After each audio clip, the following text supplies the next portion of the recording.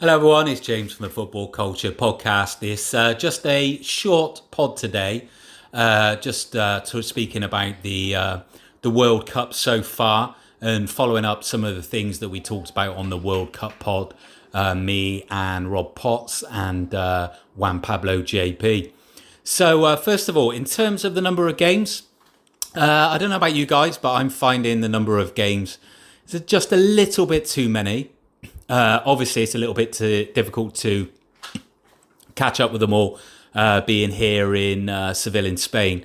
So a lot of them are through the night, but I'm managing to get to see the matches that are played in the evening that finish before midnight here. So from what I've seen so far, 2 games, maybe 3 games a day for me, standard. I think is more than enough. But like some days there's 4 games, which is just a little bit too much. Even if they weren't through the night, I'm not sure I'd be able to find the time to watch all 4 matches. So yeah, I do feel there are too many games, and I think it might just feel a little bit lighter, and I might feel just a little bit more involved in this World Cup when we get to the knockout stages and there's less teams and thus less games. In terms of the amount of, in terms of the quality of the teams, I think it hasn't been as bad as I feared.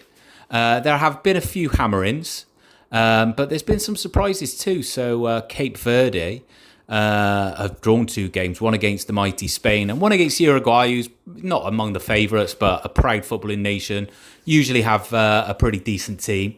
And for Cape Verde, with the population that they have, that's quite impressive, which, throws a little bit more shame on Spain, as it were, for their draw against them.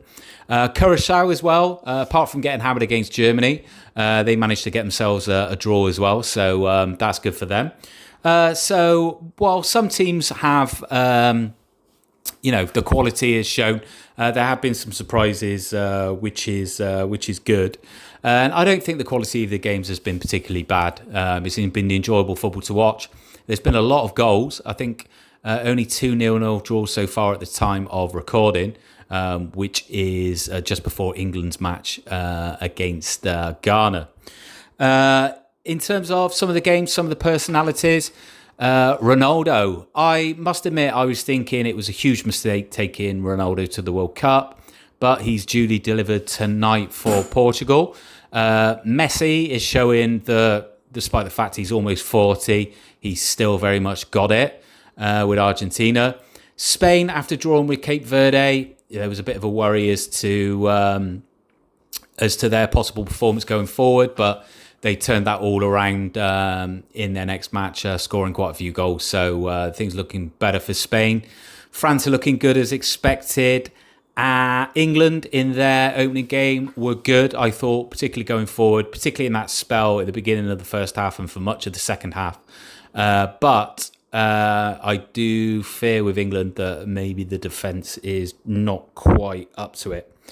In terms of the political situation, there were a few problems with Iran obviously having to leave the US, and the situation as well with one of the visas of one of their players. There's also was the previously aforementioned problem with the referee not being given a visa. But politically, at least, it hasn't been too bad so far. There hasn't been any reports of ICE agents grabbing fans out of queues to get into the stadium and bundling them off and deporting them. Although, when the tournament itself actually kicks off, the political thing kind of gets forgotten about and everyone focuses on the football. And of course, we should focus on the football, but the political situation is obviously always going to be a talking point, and particularly where if Donald Trump tries to make the trophy presentation at the end of this World Cup all about him, which I'm pretty sure he will. In terms of the atmosphere is pretty good. The stadiums all look good.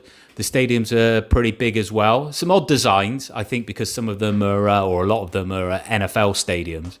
But I think in general, the stadium atmosphere watching the matches on TV has been fine. There's a bit too much Americanization in some parts for me, with the countdown to the kickoff. To me, is just absolute cringe, and I wish they wouldn't do it. And of course, the hydration breaks are just excuses for them to go to adverts. I mean, it should be done based upon the temperature that day and when they're playing. So, for example, I'm in Seville in Spain. When Real Betis or Sevilla play during the summer months, August, sometimes September, and sometimes May. If the temperature is above a certain level, then there's a hydration break. If it's not, then there isn't. And they also try to do the kickoff times based upon the temperature. So, for example, I remember going to a Real Betis game that was 9 o'clock on the Sunday, and a couple of days before they changed the kickoff time to 10 o'clock at night, just to give the temperature another hour after dark to perhaps reduce. So I think there needs to be a lot more common sense in terms of the hydration break thing. Possible contenders for the competition. Okay, France looked good. Spain, after the little stuttering start, are starting to look good. England looked good in their first game. We will see. Portugal's had a big win. Argentina's looked good. So we will see. I'm not really any further forward in terms of deciding on who's going to win the competition now that it's actually kicked off and I've seen teams play. Although I'm not overly impressed with Brazil. I think they're a good side, yes, but I just don't think they've quite got enough to go all the way. So if I have any Brazilian listeners, I do apologise. I'm just going on what I've seen. Nothing against Brazil, but that's what I'm thinking. Now, in terms of dark horses, like everyone's dark horse seemed to be Turkey. They always seem to be the dark horse, but I don't think they'd qualified for a World Cup for about 24 years. So I don't know why. Maybe people are thinking of the Euros, or they're just remembering that great side with Hakan Şükür et al. But Turkey are already out.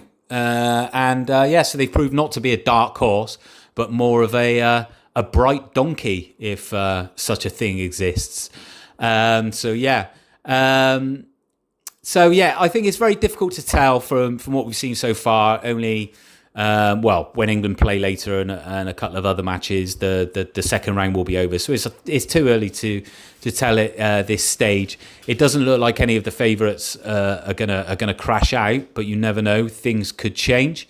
Congratulations to Scotland for their first World Cup win since 1990.